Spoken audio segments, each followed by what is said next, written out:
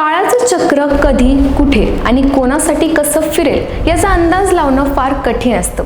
एकेकाळी विमान वाहतूक विश्वात ज्यांचं नाव आदराने घेतलं जायचं तेच आज कोर्टात हात जोडून न्यायाधीशांसमोर एकच विनंती करताना दिसले, मी तुरुंगातच मेलो तर बरं होईल.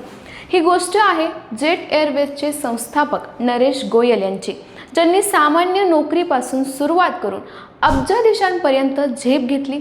त्यांच्यावर आज फसवणूक, कर्ज, आरोप आणि कोठडीचा मोठा भार आहे. पण हा प्रवास इतका अचानक घडला नाही. तो अनेक दशकांच्या उभारणीचा, यशाचा आणि मग पडझडीचा आहे. त्यांच्या याच प्रवासाबद्दल आज आपण जाणून घेणार आहोत. नमस्कार, मी सृष्टी आणि तुम्ही पाहताय धक्काबुक्की. नरेश गोयल यांचा जन्म पंजाबच्या संगरूरमध्ये एका सराफाच्या घरी झाला. पण त्यांचं बालपण फारसं सोपं नव्हतं. वडिलांचं लवकर निधन झाल्यामुळे कुटुंब आर्थिक अडचणीत आलं आणि परिस्थिती इतकी बिकट झाली की त्यांना त्यांच्या राहत्या घराचा लिलाव करावा लागला. आणि अशा परिस्थितीत गोयल यांनी लहान वयातच घराची जबाबदारी उचलली. ते ट्रॅव्हल एजन्सीत 300 रुपयांच्या पगारावर काम करू लागले. 1969 मध्ये इराकी एअरवेजने त्यांना जनसंपर्क अधिकारी म्हणून संधी दिली.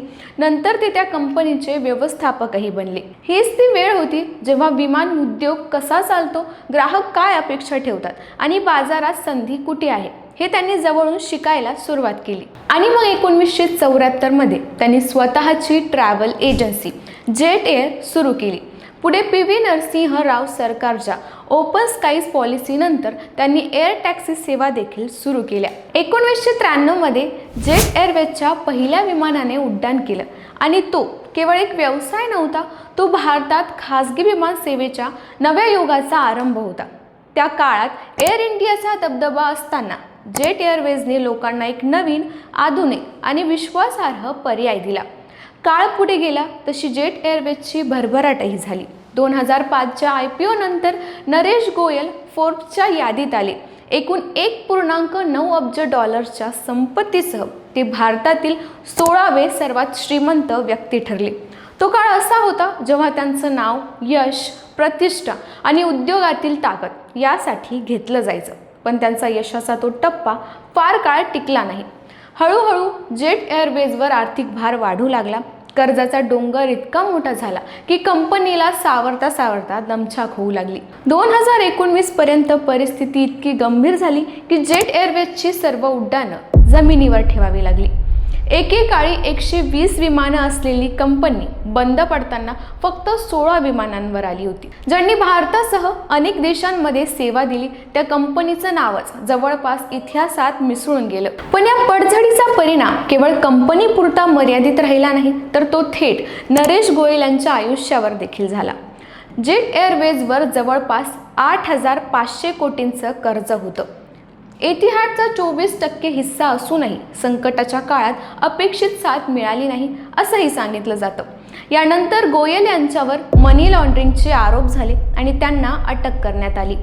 कॅनरा बँकेशी संबंधित 538 कोटींच्या फसवणुकीच्या प्रकरणातही त्यांच्यावर गंभीर आरोप ठेवण्यात आले.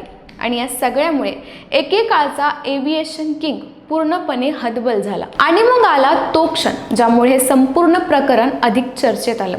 मुंबईतील विशेष न्यायालयात सुनावणी दरम्यान नरेश गोयल यांनी हात जोडून न्यायाधीशांना विनवणी केली, मी तुरुंगातच मेलो तर बरे होईल. त्यांनी सांगितलं की त्यांची जगण्याची आशा आता संपली आहे. त्यांची प्रकृती खूप खालावली आहे आणि म्हणून तुरुंगातच मरणे बरं असं त्यांना वाटतं. आपल्या पत्नी अनिता गोयल ज्या कर्करोगाशी झुंज देत होत्या आणि आता नाहीत, त्यांची आठवण येत असल्याचंही त्यांनी म्हटलं.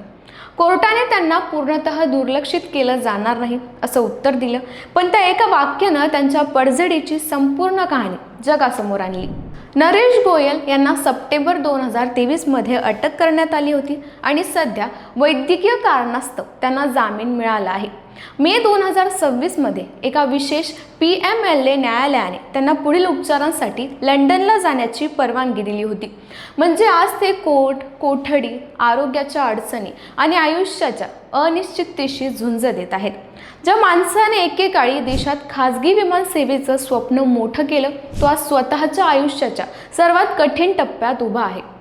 तर नरेश गोयल यांच्या कहाणीतून एक गोष्ट स्पष्ट होते, यश, संपत्ती आणि प्रतिष्ठा कितीही असली तरी चुकीचे निर्णय, कर्ज आणि बदलती परिस्थिती एका साम्राज्याला कोसळायला लावू शकते.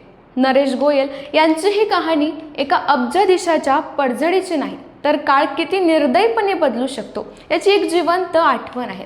या सगळ्या प्रकरणावर तुमचं काही मत असेल तर आम्हाला कमेंट करून नक्की कळवा आणि या व्हिडिओला लाईक, शेअर आणि आमच्या चॅनलला सबस्क्राईब करायला विसरू नका.